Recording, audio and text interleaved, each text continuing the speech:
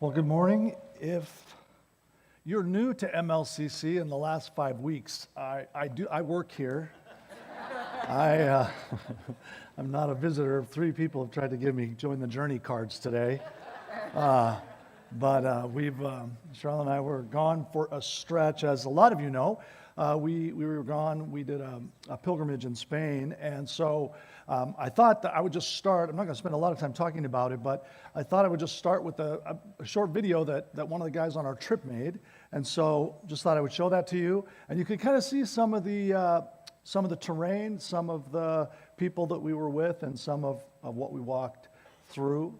And so we're going to start just with that. Then I'll come back.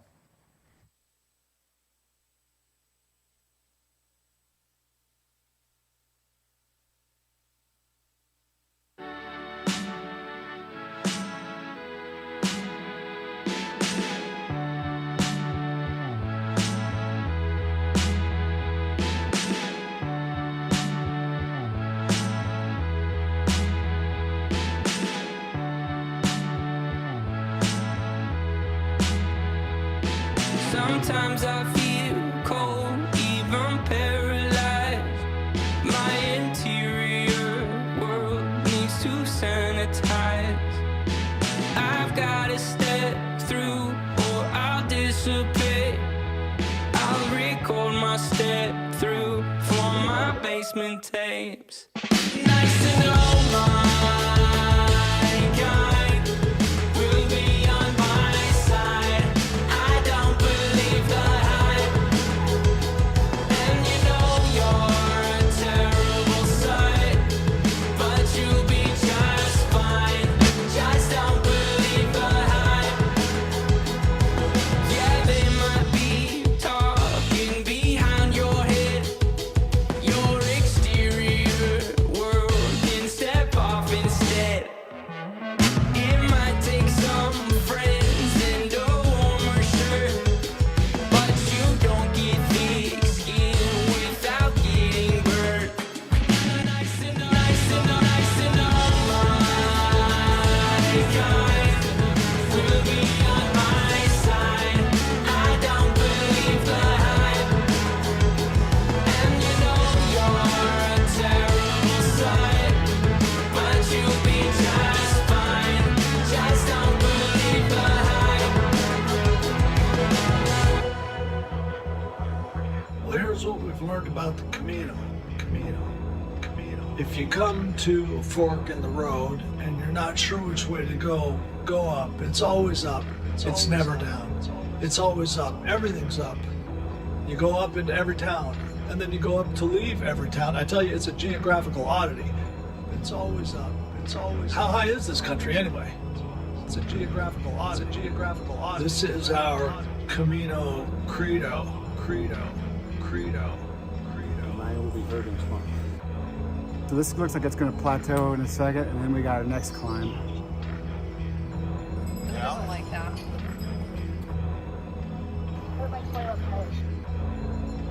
Oh, we're glad we caught up with you guys. We still have to go up that. How high is this country anyway? It's always up. It's always up. I go slow. I'm gassed out. I thought you'd give credit to your days in Loja. When somebody ahead of you waits, and then when you get there, they're like, Take let's off. go. And then we're done with the climb. No, I don't know which way I'm going, but I can hear my way around. No, I don't know which way I'm going, but I can hear my way around.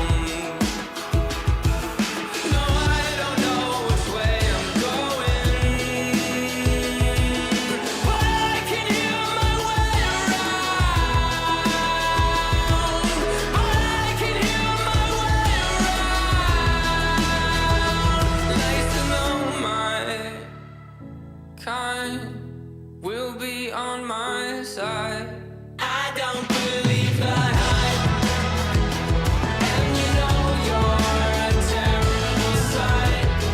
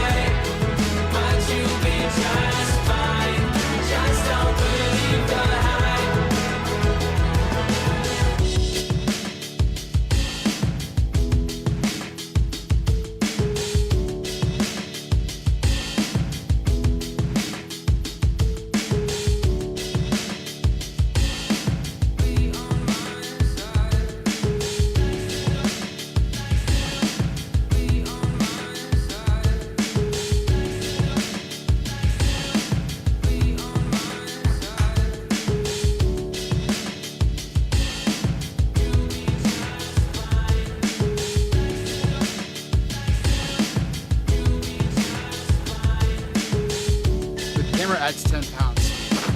It's just fun to hear the banter of these guys who have been such good friends for so long.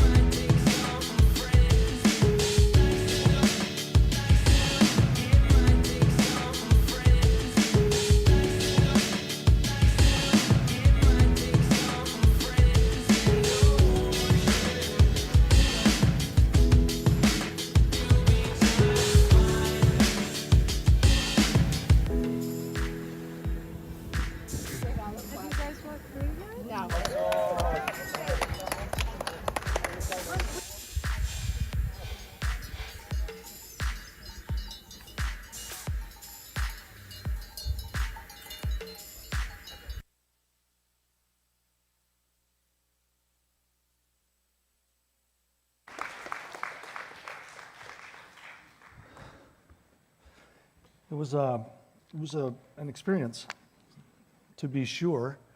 We did 192.88 miles. That matters. The .88. The last .88 was long. It was So we did 192 miles in 13 days, and we had one day off, kind of in the middle. Not exactly in the middle, but we did 25,000 feet of elevation. And that's not quite as high as Mount Everest, but it's 10,000 feet higher than Mount Rainier. So it was an amazing kind of thing to go along. We were with 13 people that we were in our group. The youngest was just graduated from high school, and I was, as it turns out these days, the oldest person in the group. It's odd to be the oldest person in the group nowadays sometimes, and that happens more often than not. But it was a great trip. We met some amazing people. Charlotte and I actually got back into the U.S. not last Tuesday, but a week before that. So then on this last weekend, myself and a few of us, some of us Chris got us into this bike race from Seattle to Portland. So last weekend we rode 200 miles from Seattle to Portland. We dressed up like potatoes. I think there's a picture. Yeah. We were the Washington State potato team, and that was a kind of something that I've been wanting to do for a while, actually, and that was actually more grueling than the pilgrimage, as it turns out. But one of the things that was interesting about both experiences is just the people that we met. We just met we traveled with interesting people, and we met interesting people. Charlone's brother, Scott, and his wife went with us, and that was a lot of fun. We spent a lot of time with them, and just a lot of walking. This is something that I've been wanting to do for a few years. It was different. Like so many of the experiences we have in life, you have an expectation. I really try to keep my expectations low. I didn't want to think a lot about what it was going to be like because I didn't want to mess with it too much. But in spite of all that, it still was just very different than I expected. There were people that we met all along the way. Ralph and Judith were an older couple from York. They were 70, I think, right in there. She's a retired chemical engineer. He's a retired architect. And these 70-year-old folks, they just walked past us every day. They were just like incredible. They just kept going. And then we met a couple of young ladies, Bernadette and Erin from Phoenix, and Bernadette was from Pennsylvania. And it was interesting to just walk with people off and on, and we would see the same people and to hear their stories and to think about what inspires. I would guess that of the people that we saw, maybe 80% are not walking for any religious reasons on this pilgrimage. It's just the walk. They want to do it, and it's kind of out there, and it is a big thing. Lots of, as you saw, lots of blisters. People's feet were just a mess. Like, I didn't get any blisters the whole time. I'm so grateful for that, but some folks just had battled it every day. Like, every toe was wrapped up, it was just incredible. As you saw, I don't know if you could really see the picture of the lady eating the octopus. It turns out that in a part of Spain that we were in, octopus is kind of that's the food they're known for, and so we ate a fair amount of octopus, which was fine.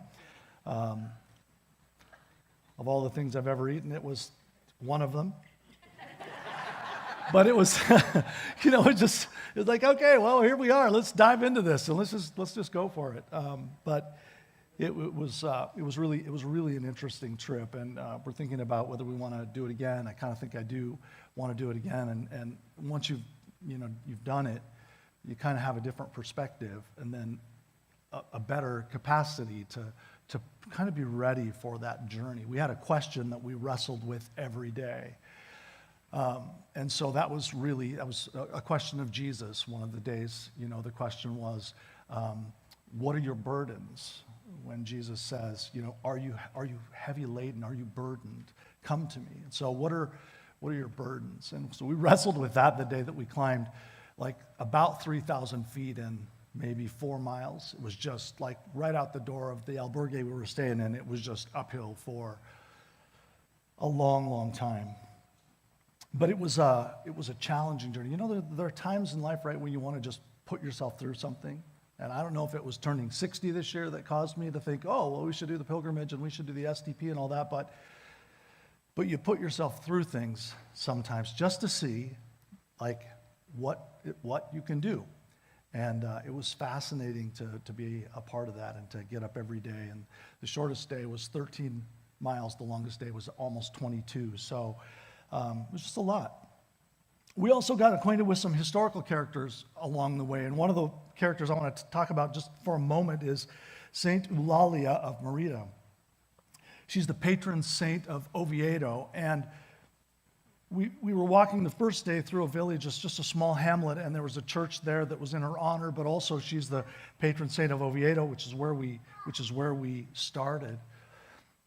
And Saint Eulalia was a young woman of 12 to 14 when the Romans had occupied the part of the world that she lived in Spain. And she was a really devout young woman. She lived somewhere between 290 and 305 AD. She was alive when Maximian was emperor over the western provinces, and she was a devout follower of Jesus. And of course, it was illegal to worship. It was illegal to be a Christian during these days. And so her mother, because she apparently knew her devotion to Christ and her devotion to worship, kind of took her out into the countryside and sequestered her in order to protect her from being persecuted. But she couldn't take that. And so at the age of somewhere between 12 and 14, she ran away, and she ran into and confronted the governor of the province that she lived in. And she really went and taunted this Roman governor. It's reported that she said to the governor, "Isis, Apollo, and Venus are nothing. Maximian himself is nothing. They are nothing because they're made by hands." And so because of her bold confrontation, what happened was they tortured her and killed her. She was martyred at maybe the age of 13 years old. She was tortured with hooks and torches, and she was burnt at the stake, and finally then she was beheaded. And the legend claims that when she was beheaded, a dove flew out of her neck, and then because she'd been stripped to be tortured, a miraculous snow covered her nakedness. And so she was sainted, and in around 1780, she was declared the patron saint, or around 1639, she was declared the patron saint of Oviedo. She was moved there. Her remains were moved there in 780. And those are interesting stories, but I found myself, and I didn't do this consciously, but when I read her story, and it said, and when she was beheaded, a dove flew out of her neck, and then the snow miraculously covered her body, I found myself thinking, well, that probably didn't really happen. Like, that's just a legend. That kind of, that couldn't have happened. And then I found myself wondering, why did I think that? Like that couldn't have happened. Like that was just a legend, it was just a story. And it's because, well, it's a little weird, right? But we believe these sorts of things, and we read these things throughout Scripture, right? That things like this happened. I was thinking as I was going along about Daniel, and Daniel's the character that I get to look at today as we continue on the series, Characters with Character, kind of looking at character sketches from the Old Testament. And I think about the story of Daniel, and what is one of the most beloved stories in the Old Testament? It's Daniel in the lion's den, right? And we think about that story, and we read that story, and I know that's in Scripture, and St. Eulalia's story is not in Scripture, and that does make a difference for sure. But we think, well, Daniel got put in a lion's den, and he was there overnight, and the lions were hungry. We know that because of the story as it unfolds, and we'll talk about that. But he's not bothered. Or Shadrach, Meshach, and Abednego when they're thrown in the fiery furnace and they're not burned up. We read those stories, and probably, there are certainly some Christians who would say, well, those things didn't really happen. Those are just stories. Some of us actually believe those stories did happen, that those were actual stories that God met people in really specific ways, and in ways that are miraculous, in ways that we can't make sense of from the standpoint of just the physical world and how it's made up. But we see these kind of stories throughout history, God's people, amazing characters who lived lives of faith, many of them young people who changed the course of history.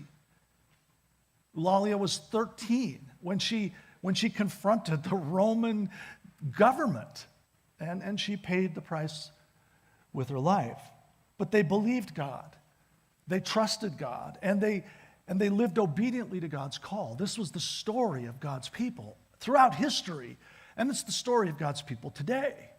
Like we believe God, we trust God, and we try to walk out obediently what God's speaking to us and how he's directing us. And I want to just invite us to think a little bit today about how we listen and how we respond. Like, do you think that God's still speaking? That he can still be coming to you in your relationship with him? That God still is paying attention to the events of the world? That God's actually paying attention to you in the events of the world? And here's what I want us to think about with Daniel this morning. Yes, he believed and he trusted and he was obedient. But what was the underlying thread? What's the thread that keeps Daniel connected to walking with God? What's the underlying character quality of Daniel that keeps him on track throughout the narrative? And here's what I see. Daniel was a person of prayer who lived in response to the ongoing conversation that he was having with God. Daniel was a man of prayer who responded to this ongoing conversation he had, not reacting to every wind and wave of the culture around him. Let me just suggest to you that I think, as I look at the church in this culture, the church, the evangelical Protestant church that most of us would connect to, spends way too much time reacting to every wind and wave of the culture. We get grumpy about everything that happens, right? We get nervous about things. We look nervous. And people watch, and they notice that. We just, a little bit ago, before I left, we did this series on rooted and resilient, right? Living a vibrant, winsome, and non-anxious presence in a troubled world. This is where God's calling us to. And that's the kind of life that I think Daniel lived. And I don't think it matters actually what part of the church you're in. We're all reacting, whether it's the progressive church or the conservative church. We're just living in reaction to the culture. And God's call to us is to respond to him in the midst of the culture. This is the culture we live in. This is where we are. This is the moment that we live in this world. And so as we dive into the character of Daniel, I just want us to be ready to think that way. Like, what does it look like to respond to God? I'll just start with a short character sketch of Daniel. A lot of us know that story, but maybe some of you don't. Let's take a look at Daniel chapter 1. Daniel's one of the minor prophets. And so he comes just after Ezekiel in the Old Testament. But let me just start off with the first 7 verses of Daniel chapter 1. In the 3rd year of the reign of Jehoiakim, king of Judah, Nebuchadnezzar, king of Babylon, came to Jerusalem and besieged it. And the Lord gave Jehoiakim, king of Judah, into his hand, and some of the vessels of the house of God, and he brought them to the land of Shinar, to the house of his God, and placed the vessels in the treasury of his God. Then the king commanded Ashpenaz, his chief eunuch, to bring some of the people of Israel, both of the royal family and of the nobility, youths without blemish, of good appearance, and skillful in all wisdom, endowed with knowledge, understanding, learning, and competent to stand in the king's palace, and to teach them the literature and language of the Chaldeans. The king assigned them a daily portion of the food that the king ate and of the wine that he drank. They were to be educated for 3 years, and at the end of that time they were to stand before the king. Among these were Daniel, Hananiah, Mishael, and Azariah of the tribe of Judah. And the chief of the eunuchs gave them the names Daniel he called Belshazzar, Hananiah he called Shadrach, Mishael he called Meshach, and Azariah he called Abednego. And so when we look at this story, we see these young guys are taken out of their city. They're taken away from their homeland. They're transported to Babylon, and they're brought into the king's court. What do we know about them? Well, we know they don't have a choice. It's not a decision that they made. This was something that happened to them. They were pulled out of their culture. They're young. We don't know exactly how old. They don't elect to go to Babylon. They're taken there as captives. They're without blemish. Eugene Peterson says it this way: they're young men who are healthy and handsome. They demonstrate wisdom and knowledge and have the capacity to learn the culture, customs, and the language. These are sharp young guys that suddenly are pulled out of their culture and brought into this pagan culture, and they're brought into the king's court. And we learn that Daniel has some convictions right out of the chute, again, as a young person, saying, he believes some things. And so he goes to the chief eunuch and says, we don't want to eat the king's food. We don't want to eat that kind of food, but we just want to eat vegetables. Can we just eat vegetables and water? And of course, the chief eunuch says, I'm not going to do that. I'm going to be the one in trouble if in a few days you guys look like you're losing weight. Daniel says, okay, well, let's just do this, just for 10 days. Let us try it for 10 days. And at the end of 10 days, if we look worse than the other guys, we'll talk about it. But just give us a shot. Let us take a shot at this. And so, as you know in the story, that's what happens. They just eat vegetables and water, and it turns out that they actually look better than the other guys, and so they're able to go on with this. And so we learn that Daniel has some courage in the face of the king and some confidence in God. He's willing to go in these moments and make these questions known, like ask these questions. And also we see him interacting with King Nebuchadnezzar fairly early, when God gives Nebuchadnezzar a dream, and Nebuchadnezzar wants to have the interpretation of the dream. When King Nebuchadnezzar has this dream, he says, okay, I need somebody to tell me the dream and then also to give me the interpretation of the dream. So he says, I'm going to kill all of the enchanters, I'm going to kill all of the magicians and the sorcerers and the Chaldeans if they can't tell me the dream and the interpretation. It sounds like a crazy thing. I mean, it is a crazy thing. How do you know what somebody's dreaming? And so he says, I'm going to kill everyone of these wise men who are around me if they can't both tell me the dream and then the interpretation. And Daniel makes an appointment with the king. And he says, why are you in such a rush? Let's just cool it a little bit, he says to the king's advisor. Just cool it a minute. And then he goes and prays with his guys. In chapter 2, verses 14 through 19, it says that then Daniel replied with prudence and discretion to Arioch, the captain of the king's guard, who had gone out to kill the wise men of Babylon. And he declared to Arioch, the king's captain, why is the decree of the king so urgent? Then Arioch made the matter known to Daniel. And Daniel went in and requested the king to appoint him a time that he might show the interpretation to the king. Then Daniel went to his house and made the matter known to Hananiah, Mishael, and Azariah, his companions. And he told them to seek mercy from the God of heaven concerning this mystery, so that Daniel and his companions might not be destroyed with the rest of the wise men of Babylon. Then the mystery was revealed to Daniel in a vision of the night. Then Daniel blessed the God of heaven. This is a crazy story. Daniel makes an appointment with the king, says, make an appointment for me to come and tell you this, and then whenever that appointment is, I'll come and I'll tell it to you. And then he goes back and says, guys, hey fellas, we need some information and we need it really quick. So let's ask God to help us, because otherwise we're all done. It's an amazing, bold thing that Daniel embraces.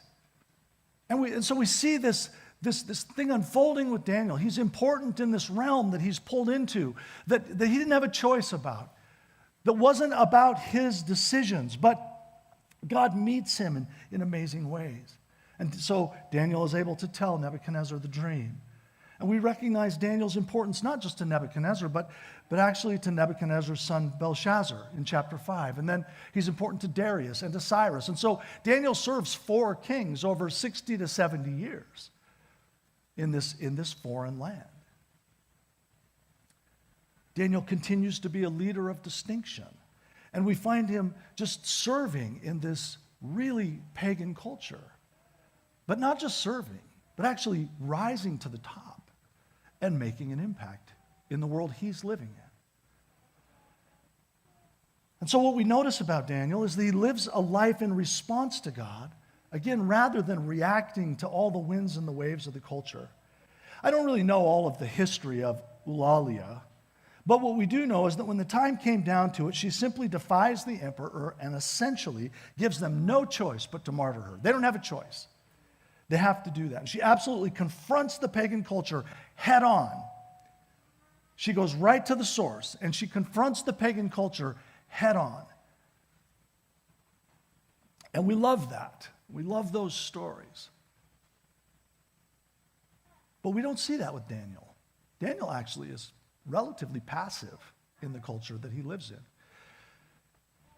Daniel doesn't want to defile himself with the food and the wine of the king's table, but he doesn't openly defy the eunuch, right? The chief eunuch. He doesn't say, hey, we're not eating that stuff, and if you make it, you can't make us. That's not what he does.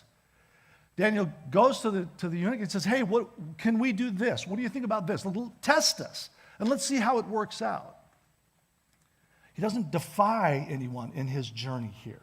He just approaches it another way. Let us give this a try for 10 days, and let's see how it works out. That's an interesting approach. And we love Daniel for his courage. We love Daniel for standing firm in this pagan culture, absolutely. But Daniel approaches it in a very different way. He really kind of approaches it in a more passive way.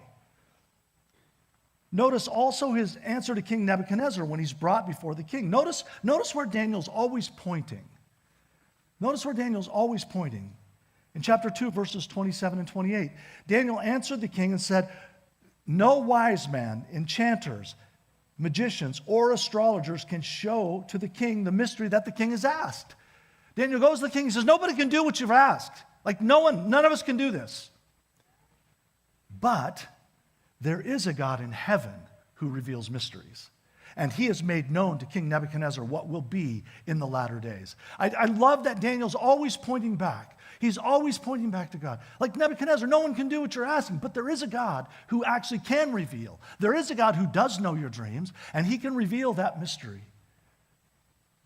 He's pointing back to God all the time. His character is revealed even here, where he doesn't take credit. It's not like saying, what an opportunity Daniel could have had to really be the guy, to really point to himself. Yeah, I can do this. But that's not his heart. That's not his character. He doesn't take credit for any of it. He's always pointing back to God. In chapter 2, verse 30, but as for me, this mystery has been revealed to me, not because of any wisdom that I have more than all the living, but in order that the interpretation may be known to the king. God didn't tell me this because I'm better or smarter than anyone else, than any of the other people that surround you. God's told me the dream because he wants you to know. There's always this pointing back, always this pointing back. He says, none of us can know what your dream is without your telling us, but there is a God who can see. And we look at what is arguably Daniel's most famous chapter, where he faces the lions. He's not really confronting the culture there either. Notice how the thing unfolds. Follow along. We're going to read it. It's chapter 6, verses 1 through 18. It pleased Darius to set over the kingdom 120 satraps to be throughout the whole kingdom, and over them 3 high officials, of whom Daniel was one, to whom these satraps should give account, so that the king might suffer no loss. Then this Daniel became distinguished above all the other high officials and satraps, because an excellent spirit was in him. And the king planned to set him over the whole kingdom. Then the high officials and the satraps sought to find a ground for complaint against Daniel with regard to the kingdom. But they could find no ground for complaint or any fault, because he was faithful, and no error or fault was found in him. Then these men said, we shall not find any ground for complaint against this Daniel unless we find it in connection with the law of his God. Then these high officials and satraps came by agreement to the king and said to him, O King Darius, live forever. All the high officials of the kingdom, the prefects and the satraps, the counselors and the governors are agreed that the king should establish an ordinance and enforce an injunction that whoever makes petition to any god or man for 30 days, except to you, O king, shall be cast into the den of lions. Now, O king, establish the injunction and sign the document so that it cannot be changed according to the law of the Medes and the Persians, which cannot be revoked. Therefore, King Darius signed the document and the injunction. When Daniel knew that the document had been signed, he went to his house where he had the windows in his upper chamber open toward Jerusalem. He got down on his knees 3 times a day and prayed and gave thanks before his God as he had been done previously. Then these men came by agreement and found Daniel making petition and plea before his God. Then they came near and said before the king concerning the injunction, O king, did you not sign an injunction that anyone who makes petition to any god or man within 30 days except to you, O king? Did you not sign an injunction that anyone who does this shall be cast into the den of lions? The king answered and said, the thing stands fast according to the law of the Medes and the Persians, which cannot be revoked. Then they answered and said before the king, Daniel, who is one of the exiles from Judah, pays no attention to you, O king, or the injunction you have signed, but makes his petition 3 times a day. Then the king, when he heard these words, was much distressed and set his mind to deliver Daniel. And he labored until the sun went down to rescue him. Then these men came by agreement to the king and said, O king, know, O king, that it is the law of the Medes and Persians that no injunction or ordinance that the king establishes can be changed. Then the king commanded, and Daniel was brought and cast into the den of lions. The king declared to Daniel, may your God, whom you serve continually, deliver you. And a stone was brought and laid on the mouth of the den, and the king sealed it with his own signet and with the signet of his lords, that nothing might be changed concerning Daniel. Then the king went to his palace and spent the night fasting. No diversions were brought to him, and sleep fled from him. It's just such a fantastic story. Daniel so distinguishes himself among these leaders that they become jealous. And they're like, we got to get rid of this guy. Like, we're never going to get to be in charge as long as he's around, because the king loves him, and so what are we going to do? And so they try to find some reason to pick him apart. They try to find some fault with him that can get him in trouble with the king, but they can't find anything because Daniel's living a life of integrity. Be awesome to have some leaders like that these days, eh? But that's the kind of leader that Daniel was. So they make up this decree, and they get the king to buy into it. Of course he's going to buy into it. He's the king. He's like, yeah, that sounds pretty good. They should only pray to me. I mean, that would be amazing. And anyone who doesn't do that, anyone who prays to any other god, is going to be thrown into the den of lions. So then they make the decree. The king signs the decree. And then Daniel goes back to his room and he prays. And they find him. And they force Darius. They force Darius to throw Daniel into the lions. And you notice how the story goes. Like, Darius is like, okay, I gotta find a way to get Daniel out of this. I need this guy. But they come back to him and say, no, you can't. Remember, this is a law that you established, and it can't be changed. That's the way the law works. You have to put Daniel in the lion's den. And when you read this story, you notice the quiet confidence and strength of Daniel throughout the narrative. It would be worth it for you to go back and reread the whole book of Daniel. But notice Daniel throughout the whole narrative. Now, we don't get every bit of the narrative. We don't see everything that happens. But we see Daniel living courageously and confidently. And he's inspired again and again in the midst of this pagan culture. And he distinguishes himself. And he honors God as he does it. There's a quality in the character of Daniel that shines throughout the story. It's this quiet confidence and this courage. He's not thrashing around. He's not yelling and screaming. He's not trying to change anything that way. And again, we don't get the play-by-play dialogue of interactions that Daniel has either with the other leaders or with the king with whom Daniel interacted. But in this part of the story, we see it with Darius. And here's what we learn, that Daniel goes quietly to the lion's den. They come and get him, and they take him. Like, there's no fuss. He just goes. And they put him in the lion's den and put a stone over the lid, as the lid. It's not dissimilar to the story of Shadrach, Meshach, and Abednego back in chapter 3, when they refused to follow King Nebuchadnezzar's edict to worship the golden image that gets set up when the music is played. Let's read just a little bit of that part of the story. It's in chapter 3. Verses 13 through 18, but notice they don't make any kind of fuss. They just go. in Daniel chapter 3, verses 13 through 18. Then Nebuchadnezzar, in a furious rage, commanded that Shadrach, Meshach, and Abednego be brought. So they brought these men before the king. Nebuchadnezzar answered and said to them, "Is it true, O Shadrach, Meshach, and Abednego, that you do not serve my gods or worship the golden image that I've set up? Now, if you are ready, when you hear the sound of the horn, pipe, lyre, trigon, harp, bagpipe, and every kind of music, to fall down and worship the image that I've made, well and good. But if you do not worship, you shall immediately be cast into the burning fiery furnace. And who is the God who will deliver you out of my hands?" Shadrach, Meshach, and Abednego answered and said to the king, "O Nebuchadnezzar, we have no need to answer you in this matter. If this be so, our God, whom we serve, is able to deliver us from the burning fiery furnace, and he will deliver us out of your hand, O king." Like, one way or another, we're going to be delivered. Like, if we get burned up, we're going to be delivered, and if the fire goes out, that's good too. But if not, let it be known to you, O king, that we will not serve your gods or worship the golden image that you've set up. Our God will answer us. But if he doesn't, we want you to know still, we're not going to worship.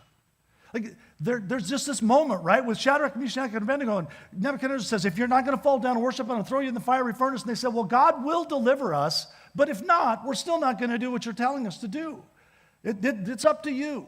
But we're gonna continue to worship, right? And so this is just this quiet confidence that says we trust that God's going to go with us. That one way or another, this is going to come to an end. But we're not going to worship you no matter what. And so then they're delivered. And so, we learn that the king even has some sense of confidence in Daniel's God, because of Daniel's confidence and what the king has already seen. Even as he sends Daniel into the lion's den, he sends him with a prayer and a blessing. Right? In verse 16 of chapter 6, the king declared, "May your God, whom you serve continually, deliver you." This is a prayer. Right? This is a blessing. I kind of hope it works out, Daniel. And the rest of the story is, as they say, history. Daniel survives the night, and the lions don't seem to so much as give him a sniff. But let's just finish this part of the story in verses 19 through 22.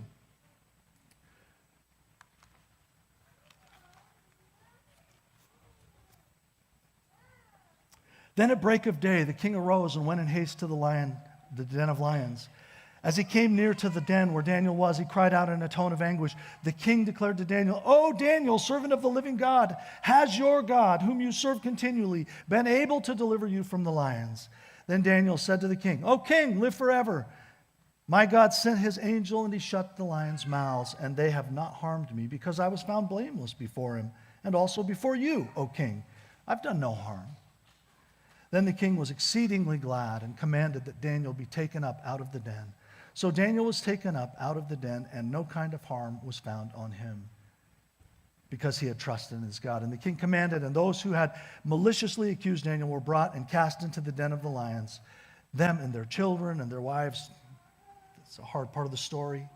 And before they reached the bottom of the den, the lions overpowered them and broke all of their bones. And so we see in this story, first of all, the love and the respect that Daniel has with the king. The king loves Daniel. He doesn't want to kill him. He doesn't want to put him in the den of lions, because Daniel has lived this life of integrity in this pagan culture. And he goes with haste when the sun comes up to check on Daniel. The second thing we learn about Darius, which is interesting, is that he makes this astounding proclamation of Daniel's God, whom he presumably doesn't worship yet. "O Daniel, servant of the living God, has your God, whom you serve continually, been able to deliver you from the lions?" And so the story is unfolding, and this person of Daniel is living out this story of character and integrity in the midst of this pagan culture. And the story gets even better in one sense. Darius actually makes a decree that reaches as far as his kingdom reaches about the God of Daniel. This is what happens in the life of Daniel as he lives his life faithfully before God. the living God who he witnesses presently acting in the world, Darius makes a proclamation in chapter 6, verses 25 through 28.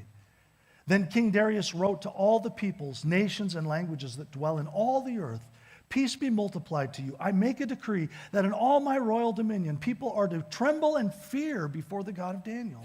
For he is the living God, enduring forever. His kingdom shall never be destroyed, and his dominion shall never come to an end. This is an amazing proclamation that this pagan king makes of the God that Daniel serves, the God that we serve. He delivers and rescues. He works signs and wonders in heaven and on earth. Who has saved Daniel from the power of the lions? So this Daniel prospered during the reign of Darius and the reign of Cyrus the Persian. And so we see this life of confidence and courage lived in the midst of a pagan culture. We don't see Daniel thrashing around, trying to get out of everything, trying to upset everything. He's finding a way to walk in the midst of the place that he's been put. And so let's follow the pattern here of what I think maybe are the 5 most important words in the book of Daniel. Now, Daniel is a book of the Bible that gets a lot of airplay, particularly when it comes to prophecy. And there's a lot to look at in that respect. When we think about Daniel, we think prophecy, right? And people, they wrangle about this, and we've been arguing about this since Daniel wrote it, no doubt. But what does it mean? And we try to figure out what Daniel's up to, what he was prophesying about. And that people make really elaborate pictures of what Daniel's talking about, and they work out world history because of it. And that's all right, but there's a lot of different opinions about all that, right? And so that's important, but I don't think it's the most important thing about Daniel. If you could pick out one phrase from the book of Daniel that you think is the most important phrase, what would that phrase be? If you could pick out 5 words from the book of Daniel, say these are the most important words in the book of Daniel, what would those 5 words be? I've thought about this a fair amount over the years, and here's the words that I think are the 5 most important words in the book of Daniel. They've always resonated with me as the 5 most important words. As he had done previously. I know that doesn't sound too impressive. As he had done previously. I think they're the 5 most important words in the book of Daniel. Let's go back to chapter 6, verse 10, and look at the key text. This is the key text in my mind of the book of Daniel. When Daniel knew that the document had been signed, he went to his house where he had windows in his upper chamber open toward Jerusalem. He got down on his knees 3 times a day and prayed and gave thanks before his God as he had done previously. Here's what we need to recognize, and it's pretty much translated the same in every version. There's not much to it, right? The contemporary English version says, in the same way he had always done. The New Living Testament says, just as he had always done. The Eugene Peterson paraphrases it in the Message. He continued to pray just as he had always done. Daniel isn't living reactively in response to every wind and wave of the culture. He's living responsively to the voice of God as he hears him day in and day out in a carefully cultivated conversation. This is the life. This is where Daniel lives. This is how Daniel lives. This is where Daniel finds the courage. This is where Daniel gets the wisdom. This is where Daniel is created. This is where the character of Daniel's life is solidified. There's a consistency in the conversation that Daniel is having with God. How often do we live out our lives after our own thoughts and wishes, right? When something happens, like we get all uptight, we start prognosticating, we start saying things, and we start going and making decisions, and we start trying to figure out how we're going to work this out and how we're going to solve this problem, and we get real anxious and we get moving real fast. How often do we just actually stop for a second and just take a step back and say, okay, God, I don't know where to go. I don't know. I mean, Daniel says, God, look, hey, if you don't give us the answer to this dream, we are all in trouble. But it's just you. We can't do it. It's just you. We just have to listen.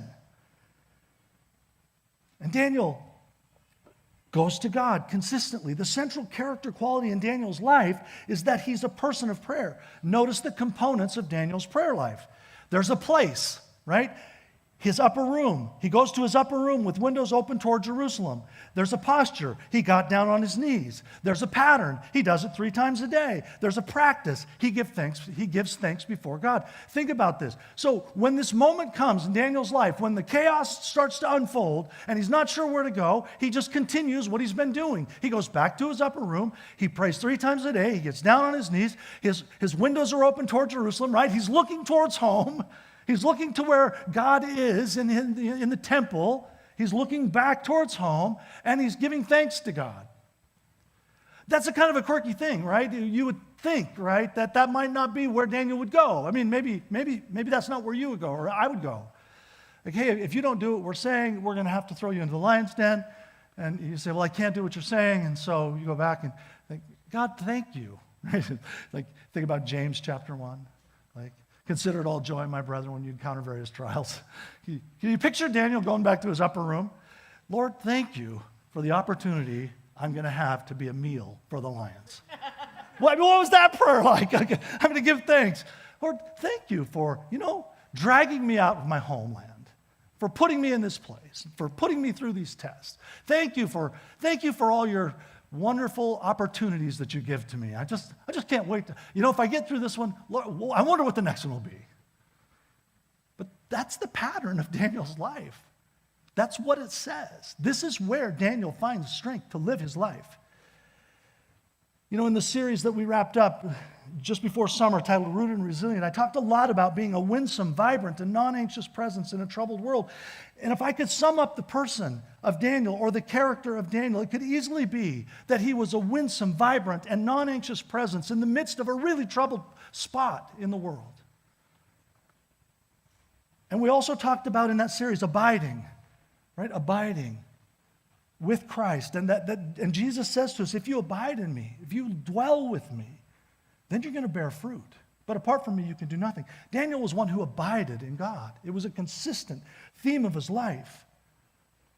And if we go back for a moment to Saint Eulalia, we'll remember that in her moment in history, she determined that the proper course of action was to go and aggressively confront the political powers who were ruling her part of the world.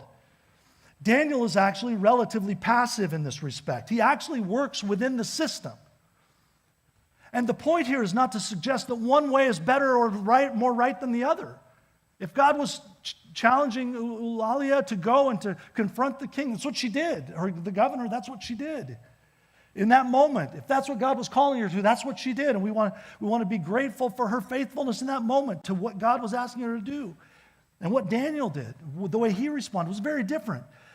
But our hope is that she, as he did, responded out of a life and a carefully cultivated conversation with God.